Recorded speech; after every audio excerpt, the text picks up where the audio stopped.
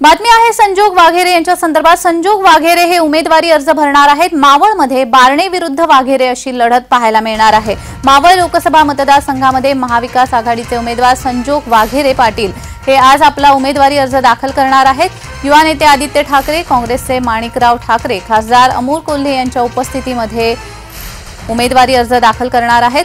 तर महायुतीचे उमेदवार श्रीरंग बारणे यांच्याशी त्यांची लढत असणार आहे। या मतदारसंघामध्ये वाघेरे आणि बारणे यांच्यातील लढत पाहायला मिळणार आहे। त्यामुळे सगळ्या राज्याचं लक्ष या लढतीकडे असणार आहे। संजोग वाघेरे हे आपला उमेदवारी अर्ज दाखल करणार आहेत।